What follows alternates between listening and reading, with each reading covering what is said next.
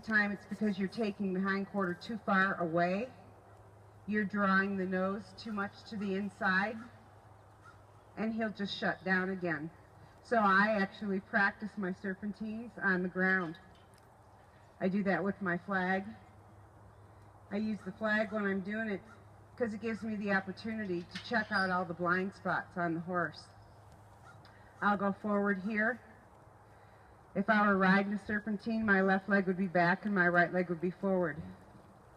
I'd hook to the hind leg, and then the front foot, he'd come forward here. This is a serpentine. I'll pass that flag over. Right hind, right front. I'll pass him over my flag. Left hind, left front. You see how my horse stays forward. I'll go forward again. Right hind, right front. Right there, I'll move my feet to help him keep walking. See what I'm saying? You'll see me move my feet to help him keep walking. Left hind, left front. I'll move a little bit here. I'll pass him right back over that flag again. Right hind, right front. He stopped moving forward there. I say, you keep that hind leg going. Left hind, left front. Forward. Right hind, right front. If your horses aren't good to lead, and the only way you can get them forward is to push them with the flag, this won't work.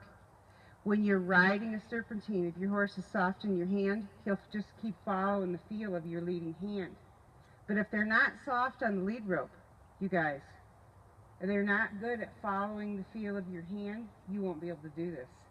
So it's a barometer for how good you have them leading forward. It's a barometer for how centered they are in those knots.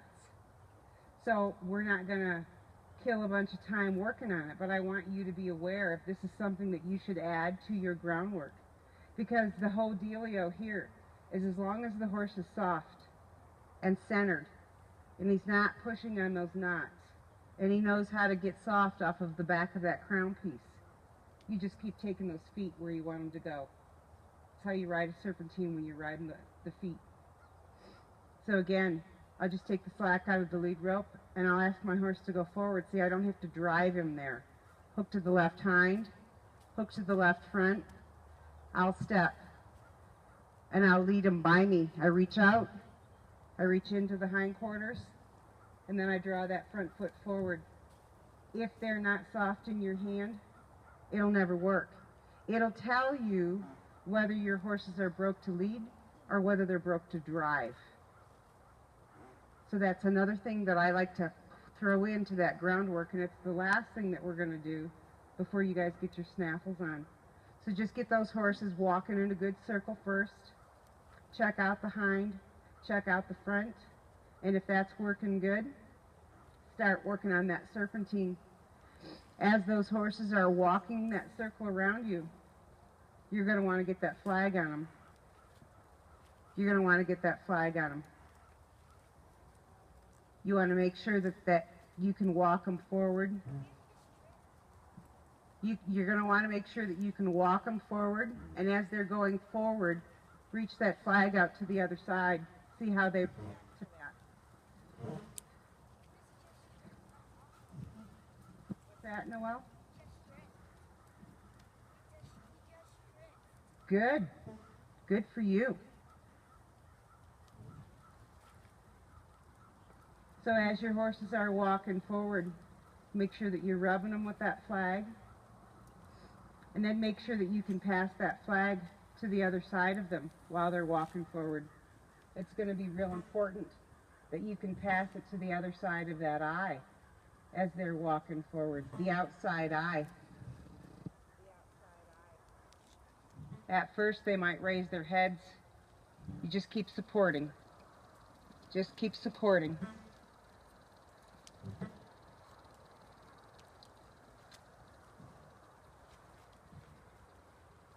You do a lot of rubbing with that flag here.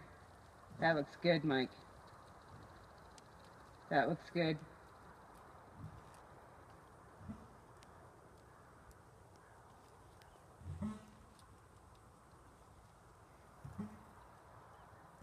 Nice job, Mike. Now I just want you to reach up and pet him like you're petting him with that flag. Yeah. Yeah. And then, Mike, just let it come right up along his neck. Pass it right in front of his eyes. Good. Good. So what you guys think about is, if the horse understands the difference between you just petting him, putting it on both sides, and then you use it as a tool to separate his body parts, there's a real understanding that comes into the horse in regards to that flag. When he can see it, just like you were petting him, you use the flag as if you were petting him, kind of saying thank you, good job. And then you're going to use the flag in different body positions to move different pieces. Watch behind you, Noel. You got to watch behind you. Be aware of all the other horses. So when you guys can use the flag in a manner that when you present it to him, it's no different than your hand petting him, that's one feel for the horse. The next feel is that you can use it to direct his hindquarters or his front. When he sees it as a tool for you to help him move his feet to get back to a place of center, nice job, Mike. There's a real tranquility that will come into the horse in regards to the flag.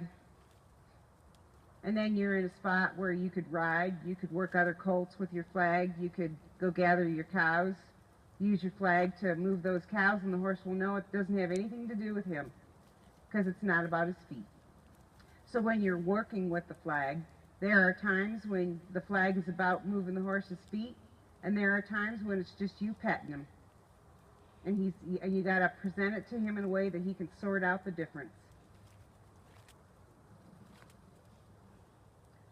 So if they're good to walk forward both directions, and you can roll those hind, bring the front on through, then start getting them to where you can lead them by straight.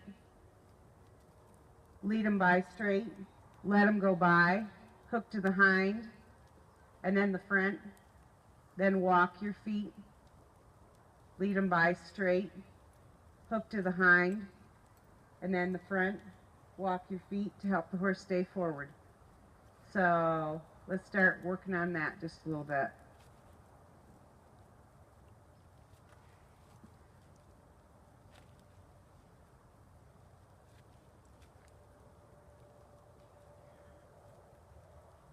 Mike, you'll be aware a little quicker that you had your drift, so you won't keep chasing that hindquarter. As long as he drifts, you're done.